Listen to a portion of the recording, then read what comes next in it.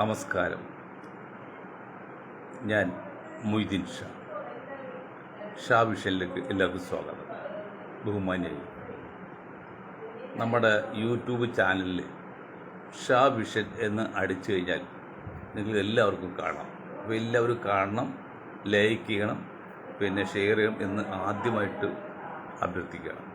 ബഹുമാന്യരെ, ഞാൻ പറഞ്ഞല്ലോ, ഞങ്ങളുടെ ഒരു മൂത്തുമ്മ ഉണ്ടായിരുന്നു. ആ മൂത്തുമ്മ എന്ന് പറഞ്ഞാൽ മരിച്ച വീട്ടിൽ പോവില്ല, എന്നുവെച്ചാൽ ഭയമാണ്. പക്ഷെ അവസാനം മൂത്തും മരിച്ചുപോയി. അതുപോലെ CP ജോൺ RS എന്നൊരു വാക്കൊരു ഉച്ചരിച്ചിട്ടില്ല. പിന്നെ നമ്മുടെ ഷാഫി പറമ്പിൽ ഒരിക്കലും ഒരു ജാതീയമായി ചിന്തയോ മുസ്ലിം എന്ന പേരോ അല്ലെങ്കിൽ അതൊന്നും, പുള്ളിയുടെ പേര് ഷാഫി പറമ്പിൽ എന്നല്ലാതെ മുസ്ലിം പ്രശ്നമായിട്ടോ അല്ലെങ്കിൽ ഒന്നും ഇടപെട്ടില്ല.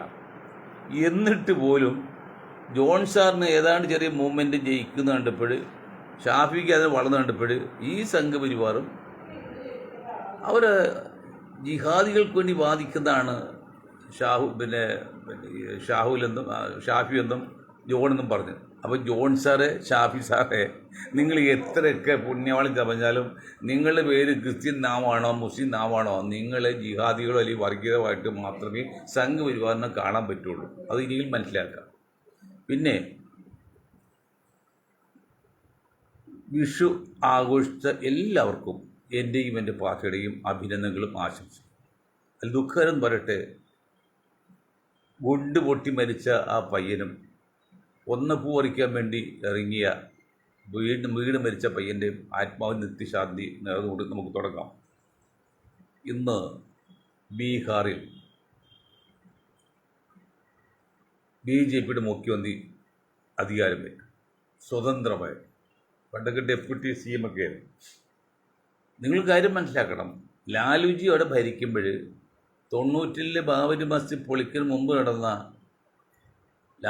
ലാൽകൃഷ്ണ അദ്വാനിയുടെ രഥയാത്ര, കോൺഗ്രസ് ഭരിക്കുന്ന പല സംസ്ഥാനങ്ങൾ കടന്നു വന്നിട്ടും ആരും അറസ്റ്റ് ചെയ്യാതെ ആയിരങ്ങളിൽ പതിനായിരങ്ങളെ നിഷ്കണിങ്ങനെ കൊന്നും തകർത്തും പോയിക്കൊണ്ടിരിക്കുമ്പോൾ ബീഹാറിൽ വന്നപ്പോൾ ലാലു പറഞ്ഞു ഞാൻ അറസ്റ്റ് ചെയ്യുമെന്ന് പറഞ്ഞു. അതിന് ബീഹാറിലേക്ക് കടന്നപ്പോൾ ആദ്യത്തെ ജില്ലാ കളക്ടർ ഇൻസാഫ് പാർട്ടിയുടെ സെയ്ദ് ഷിഹാബുദ്ദീൻ്റെ മരുമകനാണ്. അതൊരു മുസ്ലിം നാമധാരി ആയതുകൊണ്ട് പ്രശ്നമാകുമെന്ന് ചോദിച്ച് അവിടെ വെച്ച് അറസ്റ്റ് ചെയ്യാതെ തൊട്ടടുത്ത ജില്ലയിൽ കയറി ഒരു ഹിന്ദു നാമധാരി എന്ന കളക്ടറെ കൊണ്ട് അറസ്റ്റ് ചെയ്യിച്ചു. അതാണ് അവസ്ഥ. അങ്ങനെ അറസ്റ്റ് ജയിലിൽ ഇട്ട പോയത്. അതേ ബീഹാറിൽ 90 പോയിട്ട് ഇപ്പോൾ 35 വർഷം കഴിഞ്ഞപ്പോഴേക്കും സ്വതന്ത്രമായിട്ട് BJP അതിന് തനിച്ച് എന്ന രീതിയിൽ അവിടെ ഭരണം കൈയാളി, മുഖ്യമന്ത്രിയായിട്ട്. അതിന് കാരണക്കാരൻ ഇന്ത്യൻ നാഷണൽ കോൺഗ്രസ് ആണെന്ന് ഞാൻ പറഞ്ഞാൽ നിങ്ങൾക്ക് എത്രമാത്രം ഇഷ്ടപ്പെടും. നിങ്ങൾ ഇഷ്ടപ്പെടില്ല. പക്ഷെ ഞാൻ കണക്കുകൾ ഉദ്ധരിക്കുക, അപ്പോൾ നിങ്ങൾക്ക് മനസ്സിലാവും. അതായത് കഴിഞ്ഞ മുമ്പിലത്തെ അസംബ്ലി ഇലക്ഷനിൽ 100 സീറ്റാണ് ഇന്ത്യൻ നാഷണൽ കോൺഗ്രസ് ചോദിച്ചത് ബീഹാറിൽ. ആ 100 സീറ്റും ലാലുവിൻ്റെ മോൻ കൊടുക്കുകയും ചെയ്തു. ജയിച്ചതിലാണ് 24 പറ്റണം. ബാക്കി 75-76 സീറ്റ് തോറ്റുപോയി. മറിച്ച് ഒരു 60 സീറ്റ് ചോദിക്കുകയും ഒരു 30 സീറ്റ് ജയിച്ചതെങ്കിൽ ഇന്നും ബീഹാർ ലാലുവിൻ്റെ കയ്യിലിരുത്തേനെ, കോൺഗ്രസ് മുന്നണി ഭരിച്ചേനെ. മനസ്സിലായോ? അതാണ് ഞാൻ പറഞ്ഞത്. അല്ല, എനിക്ക് രാഹുൽ ഗാന്ധിയോട് സോണിയാഗാന്ധിയോട് വലിയ പിണക്കമുണ്ടോ? പിണക്കമുണ്ട്. കാരണം അവരെവിടെക്കണം, ഞങ്ങൾ എടുക്കുന്നു. പക്ഷേ രാജ്യ നന്മ കുറിച്ച് ചിന്തിക്കുമ്പോൾ ഇങ്ങനെ പറയുന്നത്. അതുകൂടാതെ ഇപ്പോൾ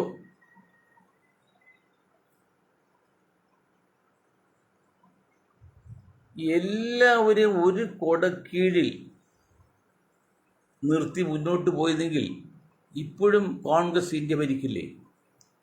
ഇത്രയെല്ലാം ചെയ്തിട്ട് BJPയുടെ ഭരണത്തിൽ കിട്ടും 33, 3/1 വോട്ടാണ് ഈ കൃത്രിമൊക്കെ ചെയ്തിട്ടും. അപ്പോൾ 3/1 കഴിഞ്ഞാൽ 3/2 എന്ന് പറയുമ്പോൾ 66.6% വോട്ടന്മാർ പുറത്തു കിടക്കല്ലേ? അവർ ഒരേ കൊടക്കീഴിൽ വന്നെങ്കിൽ ഇപ്പോഴും ഇന്ത്യ ഭരിക്കാൻ പാടില്ലേ? രാഹുൽ ഗാന്ധി പ്രധാനമന്ത്രിയാകാൻ പാടില്ലേ? അതെന്താണ് ചിന്തിക്കാത്തത്? അതിന് ഉപദേശിക്കാൻ ഈ ലാലുവിനോ പിന്നെ വേണുഗോപാലിനോ അല്ലെങ്കിൽ സതീഷൻജിക്കോ രമേശ് ജിക്കോ പോലും പറ്റുന്നുണ്ടോ? പറ്റുന്നില്ല. അവിടെയാണ് അപകടം പറ്റുന്നത്. അത് മുൻ നേതാക്കൾ ചെയ്ത കാര്യം നമ്മൾ മനസ്സിലാക്കിയാൽ, ജയപ്രകാശ് നാരായൺ ചെയ്ത കാര്യമില്ലേ, കോൺഗ്രസ് ഒഴിച്ച് ബാക്കി എല്ലാവരും ഞങ്ങളുടെ ഈ പ്രസ്ഥാനം, അത് പുള്ളി പാർട്ടി ഉണ്ടാവും, ഞാൻ ആരും കേൾക്കില്ല, നിഷ്പക്ഷ നിൽക്കുകയും ചെയ്യും. അതുപോലെ BJP വെച്ചിട്ട് എല്ലാവരും ഈ പ്രസ്ഥാനത്തിലുണ്ട് എന്നുള്ള ഒരു ഔദ്യോഗികമായി പ്രഖ്യാപനം കോൺഗ്രസ് പറഞ്ഞെങ്കിൽ ആരെയും ചേർക്കാൻ പറ്റില്ല. പിന്നെ ആർക്കും മിണ്ടാൻ പറ്റുമോ? കമ്മ്യൂണിസ്റ്റ് പാർട്ടി മിണ്ടാൻ പറ്റുമോ? BJP മിണ്ടാൻ പറ്റുമോ? ആർക്കും മിണ്ടാൻ പറ്റും? PDP വേണമെന്ന് മറ്റേതാണ് മറിച്ചാന്ന് പറയാൻ പറ്റില്ല. അതിനാണ് കറ തീർന്ന വ്യക്തവും ശക്തവും യുക്തവും ഉറപ്പോടുകൂടി ഇന്ത്യൻ നാഷണൽ കോൺഗ്രസിൻ്റെ പ്രസിഡന്റ് എന്ന നിലയിൽ ഗാർഗിയോ അല്ലെങ്കിൽ അതിൻ്റെ സർവസ്വം എന്ന നിലയിൽ രാഹുൽ ഗാന്ധിക്കോ ഒരു പ്രസ്താവന നടത്തിയ പോരെ. ഞങ്ങളുടെ ഈ മുന്നണി പാർട്ടി ഉണ്ടാക്കാൻ പറ്റില്ല, അതിനുള്ള കഴിവൊന്നുമില്ല. മുന്നണിയിൽ ആരാണ്? BJP പോയി ചോദിക്കുക എല്ലാവരും ഉണ്ട് എന്ന് പറഞ്ഞ് അങ്ങനെ മൂവ്മെന്റ് ഉണ്ടെങ്കിൽ എത്തിപ്പായിരിക്കും. അതുണ്ടോ? അതെന്താ ഇത് മനസ്സിലാക്കാത്തത്? ഇത് എന്നത് മനസ്സിലാക്കുന്നത്? കോൺഗ്രസോട് ചോദിക്കുന്നത്. ഇപ്പോൾ വനിതാ സംവരണ ബില്ല്, വാസ്തവത്തിൽ വനിതാ സംവരണ ബില്ല് ആത്മാർത്ഥത ഉണ്ടെങ്കിൽ, രാഷ്ട്രീയ പാർട്ടികൾക്ക് ആത്മാർത്ഥത ഉണ്ടെങ്കിൽ അതൊരു നിയമത്തിൻ്റെ ആവശ്യമില്ല. ഇന്ത്യയിലെ കോൺഗ്രസ് ഉൾപ്പെടെ എല്ലാ രാഷ്ട്രീയ പാർട്ടികളും അവർ നാഷണൽ കൗൺസിൽ അല്ലെങ്കിൽ നാഷണൽ കമ്മിറ്റിയിൽ ഒരു പ്രമേയം പാസ്സാക്കിയാൽ മതി. എന്താണത്? ഞങ്ങളുടെ പാർട്ടി വരുന്ന തെരഞ്ഞെടുപ്പിൽ വനിതകൾക്ക് 3-1, 2-1, 4-1 എത്ര തീരുമാനിച്ചോ അത്ര ഞങ്ങൾ സംവരണം കൊടുക്കുമെന്ന് ഒരു പ്രമേയം പാസ്സാക്കിയാൽ പോരെ. ഒരു സ്ഥാനാർത്ഥി കൊണ്ട് ചെയ്താൽ പോരെ. അത് നിയമം കൊണ്ടുവരുന്നത്. അവിടെയാണ് അപകടം ഇരിക്കുന്നത്. നിയമം കൊണ്ടിൽ ആത്മാർത്ഥത ഉണ്ടെങ്കിൽ 2011 21 സെൻസസ് എടുത്തല്ല, ഇനി 31 28 ഇനിയുണ്ട് 5 വർഷം. 30 കഴിയുമ്പോൾ 36 ഇലക്ഷനാണ് എന്ന് പറ്റുള്ളൂ. അപ്പോഴും വർഷം എത്ര പോവും? എത്രയോ ആൾക്കാർ അവസരം പോവും. അങ്ങനെ ചെയ്യുമ്പോൾ അതും ചെയ്യാതെ കാട്ടിക്കുട്ടി 10 വോട്ട് കിട്ടാൻ വേണ്ടി ചെയ്താണ്. ഇവിടെ എന്താ വിഷയം വെച്ചാൽ 3-1 സ്ത്രീകൾക്ക് 50% നമ്മുടെ 50% സംവരണമുണ്ട്. 50% സംവരണം വെച്ച് കഴിഞ്ഞാൽ അവിടെ ഈ സവർണ വിഭാഗമുണ്ട്, മുന്നോക്ക സമ്പന്ന വിഭാഗം. അവർക്ക് ആണുങ്ങൾക്ക് സീറ്റാരുമ്പോൾ അവരുടെ ഭാര്യമാരെ വഹിക്കും. അത് സൊസൈറ്റി ലേഡീസ്. അപ്പോൾ ഈ പിന്നോക്കം നിൽക്കുന്ന സ്ത്രീകൾക്ക്, ചില മുസ്ലിം സ്ത്രീകൾ, ദളിത് സ്ത്രീകൾ, അങ്ങനെയുള്ള പിന്നോക്ക സ്ത്രീകൾക്ക് കിട്ടില്ല. അതാണ് പിന്നോക്ക വനിതാ സംവരണത്തിൻ്റെ കൂടെ പിന്നോക്ക സംവരണം കൂടി വേണമെന്ന് പറഞ്ഞ് സാധനം എതിർത്തത് ആരാണ്? മുലായം സിംഗ്, ലാലുജി, മായാവതി പോലെയുള്ളവർ എതിർത്തു. കോൺഗ്രസ് അതിന് മാത്രം പറഞ്ഞില്ല. കോൺഗ്രസ് അന്നും ഒരു അഴകുഴപ്പൻ ഇതാണ്. വ്യക്തമായ നിയമം അന്നുമില്ല, കോൺഗ്രസ് ഇന്നുമില്ല. അത് അവിടെയൊക്കെ നയിക്കുന്നത് ഇപ്പോഴും ഒരുപടി സവർണ വരേണ്ടി വൈദേശ വർഗം തന്നെയാണ്. ഇപ്പോഴും അതെ, അറിയാമല്ലോ. പക്ഷെ അങ്ങനെ അത് അതിപ്പോൾ എതിർക്കാണ്. അപ്പോൾ അവർ പറയുന്നത് ഇപ്പോൾ 50% സീറ്റ് വർദ്ധിപ്പിക്കാമെന്ന്. എന്തിനാണ് 50% സീറ്റ് വർദ്ധിപ്പിച്ചാൽ മൊത്തത്തിൽ 900 സീറ്റ് വരും. 550 50%, 805, 800 സീറ്റ് വരും. അപ്പോൾ പല വടക്ക് ഏരിയയിൽ 2-3 സംസ്ഥാനങ്ങളിൽ നിന്ന് ഭരിക്കാനുള്ള ഭൂരിപക്ഷം കിട്ടും. അതിനാണ് നമ്മൾ എതിർക്കുന്നത്. അങ്ങനെ ചെയ്യേണ്ടത്. ജനസംഖ്യ ഒരു 10% കൊണ്ടും വളരുന്നില്ല. കാരണം കൊറോണ കാലമൊക്കെ ആയിട്ട് ഒരുപാട് ജനങ്ങൾ ഇന്ത്യയിൽ മരിച്ചു. ലോകത്ത് മൊത്തത്തിൽ പ്രത്യേകിച്ച് ഇന്ത്യയിൽ മരിച്ചു. ഇപ്പൊക്കെ പെടും മരണമാണ്. 10, 30, 20 വയസ്സുള്ള ചെറുപ്പക്കാരൊക്കെ നിന്ന് എപ്പോഴും കൊഴിഞ്ഞു വീണ് മരിക്കുകയാണ്. അത് അങ്ങനെ ഒരുപാട് ആൾക്ക് മരിച്ചിട്ടുണ്ട്. പിന്നെ സന്താന ഉൽപ്പാദനമാണെങ്കിലും 2, അതിൽ കൂടുതലൊന്നും ഇല്ല. 1, 2, 2ൽ കൂടുതൽ വളരെ കുറച്ചുള്ളൂ. അപ്പോൾ ഏതാണ് ജനസംഖ്യ വലിയ കൂടുതൽ വരാൻ സാധ്യതയില്ല. അപ്പോൾ 541 10% വർദ്ധിക്കുകയാണെങ്കിൽ 500 10% 5 കിട്ടും. അപ്പോൾ ഒരു 600 സീറ്റ്. അത് 850 900 മറ്റാണ്. അതൊക്കെ ദുഷ്ടലാക്കാണ്. അങ്ങനെയൊക്കെ നടക്കുമ്പോൾ ആത്മാർത്ഥതയുടെ അതിനൊന്നും ആവശ്യമില്ല. അതൊക്കെ എളുപ്പത്തിൽ ക്രിയേറ്റ് ചെയ്യാനാണ്. അതെന്താ മനസ്സിലാക്കാത്തത്? നമ്മൾ പറഞ്ഞല്ലോ, ഇപ്പോൾ ഷാഫിയെ മുഖ്യമന്ത്രി ആക്കണമെന്ന് ഞങ്ങളുടെ ഗ്രൂപ്പ് പറഞ്ഞത് മുസ്ലിം സമുദായത്തെ നന്നാക്കാനല്ല. ഒരു മുഖ്യമന്ത്രി മുസ്ലിം ആയതുകൊണ്ടൊന്നും പ്രത്യേക നേട്ടമൊന്നുമില്ല. അല്ലെങ്കിൽ ഇന്ത്യ ഒരു പ്രസിഡന്റ് അല്ലെങ്കിൽ പ്രധാനമന്ത്രി ഒരു സമുദായത്തോട് ആ സമുദായത്തിൽ പ്രത്യേക നേട്ടമൊന്നുമില്ല. അതിനിവിടെ ഒരു സ്ഥിരമായൊരു സംവിധാനമുണ്ട്. ആ സംവിധാനം കൂടി എന്ത് ചെയ്യാൻ പറ്റുള്ളൂ. അപ്പം അങ്ങനെ വരുമ്പോൾ ഈ ഷാഫി ആക്കിയാൽ പാർട്ടിക്ക് നല്ലതാണ്. എന്താ നല്ലത്? ഞാൻ ഇന്നലെ പറഞ്ഞില്ലേ, ആകെ 100 വോട്ടർമാരെന്ന് ചെയ്യുമ്പോൾ ഒരു നായർ വോട്ടാണ് UDF കിട്ടുന്നത്. 100 ഈഴം വോട്ട് ചെയ്യുമ്പോൾ ഒരു ഈഴവിൻ്റെ വോട്ടാണ് UDF കിട്ടുന്നത്. 100 ദളിതുകൾ വന്ന് ചെയ്യുമ്പോൾ ഒരു ദളിതുകളാണ് വോട്ടാണ് UDF കിട്ടുന്നത്. 100 ക്രിസ്ത്യൻ വോട്ടർ വന്ന് ചെയ്യുമ്പോൾ 5 ക്രിസ്ത്യൻ വോട്ടാണ് അങ്ങോട്ട്. അപ്പോൾ 5 1 6 1 7 8 സീറ്റ് വോട്ടാണ് 100 വോട്ട് ചെയ്യുമ്പോൾ കിട്ടുന്നത് UDFന്. പക്ഷേ ജയിക്കണമെങ്കിൽ ഏതാണ്ട് 35% വേണ്ടേ. അപ്പോൾ 8 × 28 30 27 വോട്ട് വേണം. ആ 27 വോട്ട് കിട്ടുമ്പോൾ അതിന് 30 വോട്ട് കിട്ടുന്നത് ഈ മുസ്ലിം സമുദായത്തിൽ നിന്നാണ്. അപ്പോൾ അതാണ് ഏതൊരു 30 സീറ്റ് കിട്ടും, 78 സീറ്റ് ഈസിയായിട്ട് കിട്ടും, ജയിക്കാം എന്നൊക്കെ നമ്മൾ പറഞ്ഞത്. അത് മാറ്റമൊന്നുമില്ല. പക്ഷെ ഇപ്പോൾ ഞങ്ങൾ മനസ്സിലാക്കുമ്പോൾ ഒന്നുകൂടി വിലയിരുത്തുമ്പോൾ കാര്യങ്ങളിലെ ഒഴുക്ക് മനസ്സിലാക്കുമ്പോൾ ഈ ഇലക്ഷൻ കമ്മീഷനിൽ അല്ലെങ്കിൽ അവിടെ നടക്കുന്ന ചില സംഭവങ്ങൾ കാണുമ്പോൾ ഡൗട്ടുണ്ട്. കാരണം സംഘ് പരിവാറും കേന്ദ്രം ഭരിക്കുന്ന കക്ഷിയും ഇവിടെ കേരളം ഭരിക്കുന്ന LDFും ഒക്കെ കൂടി ഇസ്ലാമോഫോബിയ ഒക്കെ ചേർത്ത് വരുമ്പോൾ ഒരു പക്ഷേ ഞങ്ങൾ കണക്കൂട്ടി തെറ്റി ചെറിയ രീതിയിൽ ആർക്ക് LDF ഒന്നുകൂടാതില്ല, അല്ലെങ്കിൽ ഞങ്ങൾ മണ്ടനാവില്ലേ? ഒരു കാരണവശാലും വരില്ല. പക്ഷേ ഇപ്പോഴത്തെ പ്രത്യേക സാഹചര്യം വന്നുകൂടാതില്ല. അത് നമ്മൾ കൊച്ചിയിലെ ആരാണ്? മുഹമ്മദ് ഷിഹാസ് നല്ല പയ്യന്, കുഴപ്പമില്ല. ആ ഷിഹാസ് ഒരു കോൺഗ്രസിന് കേരളത്തിൽ ഭരണത്തിൽ വന്നാൽ ഒരു മുസ്ലിം മന്ത്രിയാണ് കോൺഗ്രസിനുള്ളത്, ബാക്കിയെല്ലാം കുറച്ച് ലീഗിന് ബാക്കി അങ്ങനല്ലേ. അതായത് മാറ്റം വന്ന 3 പേരെ ആക്കണമെന്ന് നമ്മൾ പറഞ്ഞാൽ അതിലേക്ക് അത് ബുദ്ധിമുട്ടുണ്ടാക്കും. പക്ഷെ അപ്പോൾ വർക്കല കഹാർ ഇപ്പോൾ തന്നെ നല്ല പ്രായമുണ്ട്, ഒരു സമ്പന്നമാണ്, വലിയ അരി കൊടുക്കുക. പക്ഷെ അസിന് അത്രയും കഴിവില്ല. അസൊക്കെ ഒരു പാവമാണ്. പുള്ളിയുടെ കൈ, കാരണം ഒരാൾക്ക് മാത്രം ചാൻസ് ഉള്ളെങ്കിൽ പുള്ളിയുടെ കൈ ചിലപ്പോഴും നീണ്ടുപോയാൽ അവിടെ അത് സംഭവിക്കാം. ഇനി മുഖ്യമന്ത്രി സതീഷിനാണെങ്കിൽ, ആണെന്ന് ഉറപ്പൊന്നുമില്ല, സതീഷിനാണെങ്കിൽ മുഖ്യമന്ത്രിമാരെ തീരുമാനിക്കാനാണ് AICC പാടുള്ളൂ. മുഖ്യമന്ത്രി തീരുമാനിച്ചു കഴിഞ്ഞാൽ ആർക്ക് മന്ത്രിയാകണമെന്നുള്ള ആ മുഖ്യമന്ത്രിയുടെ വിവേചനാധികാരമാണ്. അങ്ങനെ വരുമ്പോൾ സതീശന് വേണമെങ്കിൽ ഷിഹാസിനെ മന്ത്രിയാക്കാം, മറ്റെല്ലാ ജോലിയുടെയും മാറ്റി വെച്ചിട്ട്. അപ്പോൾ അത് പറ്റില്ല, അവിടെ തോൽക്കണമല്ലോ. അപ്പോൾ ആലുവയിലാണെങ്കിൽ നമ്മുടെ അൻവർ സാദത്ത് നാലാമത്തെ ടൈമായിട്ടാണ്, അദ്ദേഹത്തിന് ചാൻസ് കൊടുക്കും സീനിയോറിറ്റി വെച്ച്. അപ്പോൾ അദ്ദേഹത്തെ ഒന്ന് ഒതുക്കിയ കൊള്ളാമെന്ന് ആഗ്രഹമുണ്ട്. കോൺഗ്രസ് ചിലവ് കൊണ്ട് പിന്നെ ഇത് നിൽക്കുന്ന ആരിപ്പാണി കുഴപ്പമില്ല. അവിടെ 10-20,000 വോട്ട് BJPക്ക് ഉണ്ട്, ഒരു 5,000 വോട്ട് LDFിലേക്ക് കുറച്ച് അഡ്ജസ്റ്റ് ചെയ്ത് ചിലപ്പോൾ അൻവർ സാദത്തെ തോൽപ്പിക്കാം. അങ്ങനെ അടിയൊഴുക്കൊരുപടിയുണ്ട്. അത് പറയാൻ കാരണം പെരുമ്പാവൂർ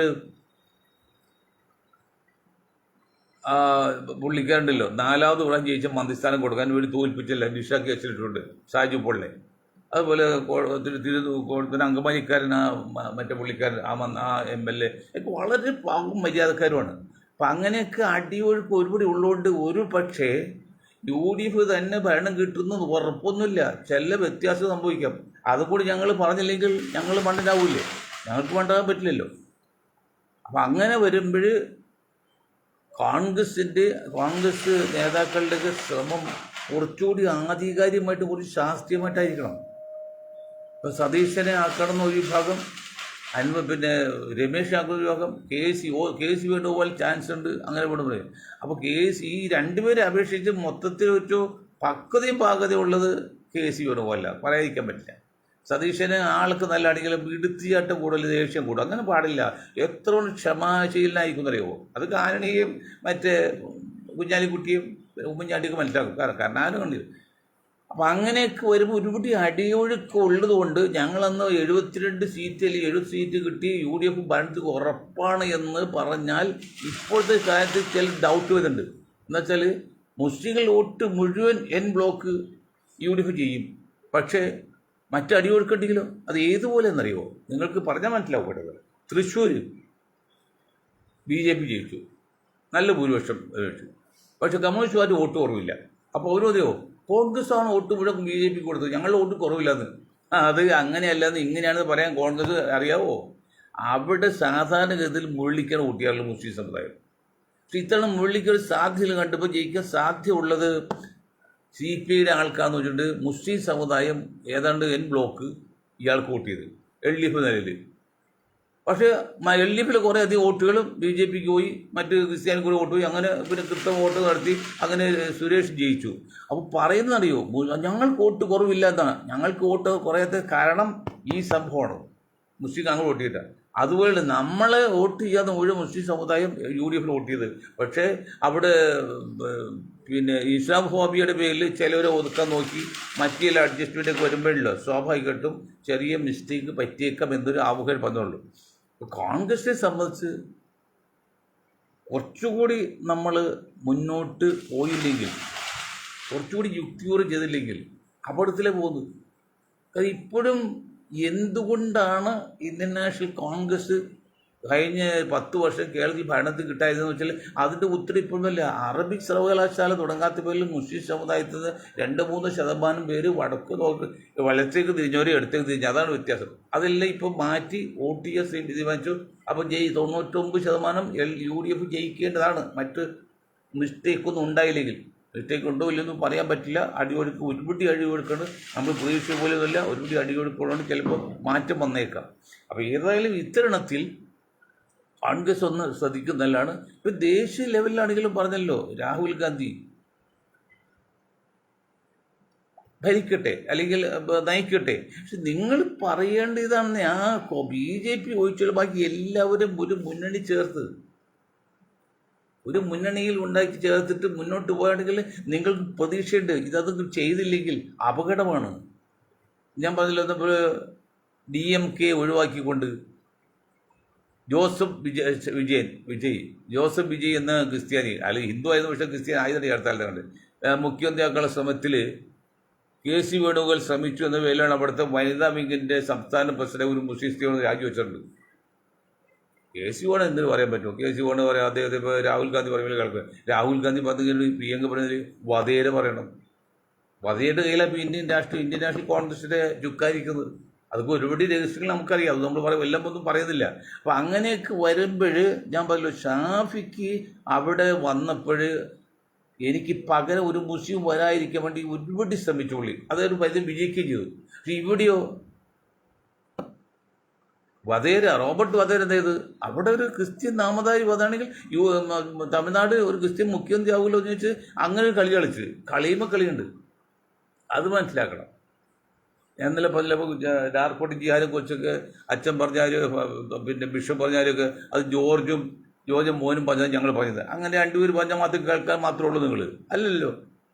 അപ്പോൾ അത് കളിയുടെ ഒരുപാട് വ്യത്യാസമുണ്ട്. അതുപോലെ ഈ വിദേശ പണം കൈകാര്യം ചെയ്യുമ്പോൾ അത് കണക്ക് കാണിക്കണം എന്നൊക്കെ പറഞ്ഞാൽ നിങ്ങൾ 2% ക്രിസ്ത്യൻ സമുദായമേ സഭാ നേതൃത്വമേ നിങ്ങൾ എത്രയൊക്കെ വിധി പറഞ്ഞാലും സത്യസന്ധത കാണിച്ചാലും സപ്പോർട്ട് ചെയ്താലും സംഘ് പരിവാർ നിങ്ങളെ നോട്ട് ഇട്ട് കഴിഞ്ഞു. ഇനി ഇതെല്ലാം നിങ്ങൾ ഇനി 2% ക്രിസ്ത്യാനി എതിർത്താലും BJP ഭരിക്കും. BJPക്ക് വേണം പോകുന്നില്ല. കേരളത്തിലാണെങ്കിൽ 5% ബാക്കി 10% ഉള്ളൂ. ബാക്കി 5% കണ്ടു കിട്ടി. അതുകൊണ്ട് കേരളത്തിൽ നിൽക്കുകയും ചെയ്യില്ല. നിങ്ങളുടെ അവസ്ഥ വളരെ പരിതാപകര. അത് കാരണം ആവശ്യമില്ലാതെ 20% വരുന്ന മുസ്ലിം സമുദായത്തെ നിങ്ങൾ ദ്രോഹിച്ചു. പ്രത്യേകിച്ച് വഖഫ് ബില്ലൊക്കെ ഒരു ബന്ധമില്ലല്ലോ. സഭയെ നിങ്ങൾക്ക് എന്തെങ്കിലും ബന്ധമുണ്ടോ വഖഫ് ബില്ലായിട്ട്? അതിൽ നിങ്ങൾക്ക് BJP സപ്പോർട്ട് ചെയ്തില്ലേ? അവിടെയാണ് മനസ്സിലാക്കേണ്ടത്. അത് നിങ്ങൾ മനസ്സിലായില്ല. നിങ്ങളതില്ലേ, അതായത് സംഘ് പരിവാർ പറയുന്നത് അവരെ ഓർഗനൈസ് എഴുതിയിട്ടുണ്ട്. രാജാവിൻ്റെ കാലത്ത് രാജാവിൻ്റെ കൂടെ നിന്ന് എല്ലാ ആനുകൂല്യം പറ്റി. ബ്രിട്ടീഷുകാർ വന്നപ്പോൾ അവിടെ കൂടുന്ന കണ്ണായ സ്ഥലങ്ങൾ മുഴുവൻ കൈയടക്കി. അത് കോൺഗ്രസ് വന്നപ്പോൾ ഇന്ത്യൻ നാഷണൽ കോൺഗ്രസ് ഭരിച്ചത് കേരളത്തിലെ ക്രിസ്ത്യാനികളാണ്. ഞാൻ ഉദാഹരണം പറയാം. TO Baba Sahib KPC president, ഞങ്ങൾ കുടുംബക്കാരാണല്ലോ. ആ ബാബാ സാഹിബ് ഉണ്ടെങ്കിലും ആ നിയന്ത്രിച്ച് ആലുവിൽ പൈലിപ്പിള്ള ചാക്കപ്പിള്ള ചേട്ടാ. ഈ ചാക്കപ്പിള്ള ചേട്ട വെറും സാധാരണ കളിക്കാത്ത എൻ്റെ മരുവൻ്റെ എൻ്റെ അളിയൻ്റെ വാപ്പക്കട അവിടെയൊക്കെ ഉഴുവാൻ മാത്രമുണ്ട്. ഈ കളി അങ്ങനത്തെ സാധാരണ കളികളാ. അതിങ്ങനെ വളർന്നു വന്ന് പണക്കാരനായി ഒരു കോടീശ്വരമായി ദക്ഷിണ ഇന്ത്യയിലെ ഏറ്റവും വലിയ കോൺട്രാക്ടറായി. ആ പൈലിപ്പിള്ളയാണ് ഈ TO ബാബനെ നയിച്ചുകൊണ്ടിരുന്നത്. TO ബാബ എല്ലാം പൈലിപ്പിള്ള ഏൽപ്പിക്കും. അല്ലെ പരിശുദ്ധ റമദാൻ മാസത്തിൽ പദയാത്ര ഇന്നലെ പറഞ്ഞല്ലോ, അതുപോലെ നടന്നതാണ്. അതിനുശേഷം പരിഗണിച്ചില്ല കോൺഗ്രസ് എന്നൊക്കെ ശരിയാണ്. അപ്പം അങ്ങനെയൊക്കെ വരുമ്പോൾ അവരെല്ലാം ആനുകൂല്യം പറ്റി. ഇപ്പം BJP അധികാരത്തിൽ BJP കൂടെ നിന്ന് ഒത്തുനിന്നുകൊണ്ട് ആനുകൂല്യം പറ്റി. ഇതൊക്കെ പറ്റിയാലും ആ ഒരു കാര്യം തീരുമാനിച്ചു, സംഘപരിവാർക്ക് തീരുമാനിച്ചു ഈ കളി ശരിയാവില്ല, ഇത് ഞങ്ങളുടെ അടുത്ത് വേണ്ട. അതൊക്കെ പഴയ സോണിയാഗാന്ധി എടുത്തും അല്ലെങ്കിൽ നെഹ്റുവിൻ്റെ ഇന്ദിരാഗാന്ധി എടുത്തു ഞങ്ങളുടെ അടുത്ത് വേണ്ട. അതിന് അവർ നോട്ടബിൾ ഇട്ടൊക്കെ അത് ആ എല്ലാം പിടിച്ചെടുക്കാൻ സംശയമൊന്നുമില്ല. നിങ്ങൾ എന്തൊക്കെ പറഞ്ഞാലും പഴയതുപോലെ അമേരിക്ക പെട്ടത് ഇടപെടാനും പറ്റില്ല. ഇസ്രായേൽ യുദ്ധം കണ്ടില്ല, ഇറാനൊക്കെ അമേരിക്കയുടെ കുത്തേക്ക് പോയി. ലോകത്ത് അമേരിക്കയുടെ കുത്തേക്ക് പോയി ഇനി ഒരു രക്ഷയില്ല. കാരണം അമേരിക്കയിൽ 2 തരക്കാർ, ഒരു തരക്കാർ ഫ്രോഡല്ല ഈ ട്രംപിൻ്റെ ആൾ, അവർ പിന്നെ ഒറ്റപ്പെട്ടു പോയി. ബാക്കിയൊരു വിഭാഗമുണ്ട്, അവർ കുഴപ്പക്കാരല്ല, അവർക്ക് ജനകീയമായിട്ടുള്ള. അതുകൊണ്ട് ട്രംപിൻ്റെ അല്ലെങ്കിൽ ആ ഇതൊന്നും കുത്തിയൊന്നും കോൺഗ്രസ് ഇനി ക്രിസ്ത്യൻ സമുദായത്തിൽ ലോകത്തുണ്ടാവില്ല. അങ്ങനെ ഒരു മാറ്റം അത് പ്രത്യേകിച്ച് ഇറാൻ, ഇസ്രായേൽ, അമേരിക്ക യുദ്ധം. അല്ലെങ്കിൽ എന്നാൽ ഇറാനെ പോലെ ചെറിയൊരു രാജ്യത്തിന് ലോകത്ത് നമ്പർ 1 എന്ന് പറയുന്ന ലോക പോലീസ് എന്ന് പറയുന്ന ട്രംപ് കൂട്ടരും ആക്രമിക്കാൻ വന്നപ്പോൾ ഇതേപോലെ നാണക്കേട് പറയണ്ടോ? അല്ല, നാളെക്കൊന്ന് ആലോചിച്ച് നോക്കി. ഇറാൻ എവിടെ കിടക്കുന്നു, അമേരിക്ക കിടക്കുന്നു. ആ അമേരിക്കയുടെ സീൽബന്ദികളും എല്ലാം ചേർന്ന് ഇറാനെ ആക്രമിച്ചപ്പോൾ അതോട് തീർന്നല്ലേ? നമ്മൾ എതിർക്കുമ്പോഴും നമ്മുടെ ഒപ്പമുള്ള ആളോ അതുങ്ങൾക്ക് വലിയ ആളായിരിക്കും. നമ്മളേക്ക് താഴെയുള്ള എതിർത്തിട്ട് കാര്യമില്ല. ഞങ്ങളുടെ നാട്ടിലൊരു ചാത്ത എന്നൊരു ദളിത് പൂജാരിയുണ്ട്. പുള്ളി വെള്ളം കുടിച്ചിട്ട് ഈ കത്തിയോട് കുത്തിയെറി മണൽ പുറത്തുനിന്നാ ചെയ്യത്.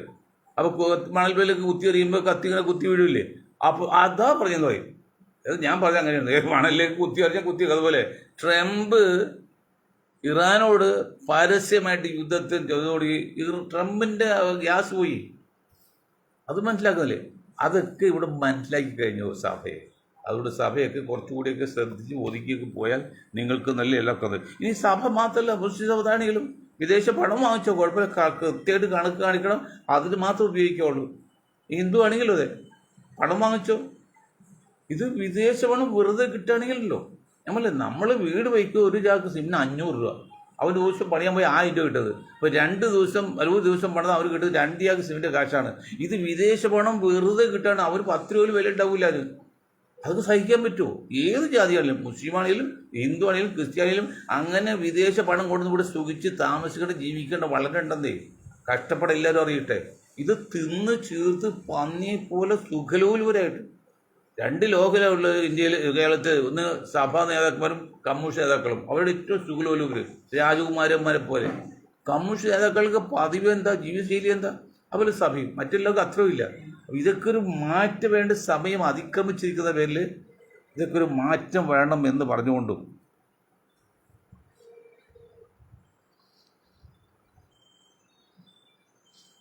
ഒന്നുകൂടി ശ്രദ്ധിച്ച് മുന്നോട്ട് പോകണമെന്ന് ഞാൻ നിർത്താണ്. നിങ്ങൾ ദയവ് ചെയ്ത് നിങ്ങൾക്ക് എല്ലാവരും ഷാ വിഷൻ എന്ന് അടിച്ചു കൊടുത്താൽ യൂട്യൂബ് ചാനലിൽ കാണാം. നിങ്ങൾ കാണണം. അത് പരമാവധി ഷെയറും ചെയ്യണമെന്ന് അറിയിച്ചുകൊണ്ട് ഞാൻ എൻ്റെ വാക്കുകൾ നിർത്താതെ നിങ്ങൾക്ക് ഊരായി നന്ദി. ജയ് ഹിന്ദ്.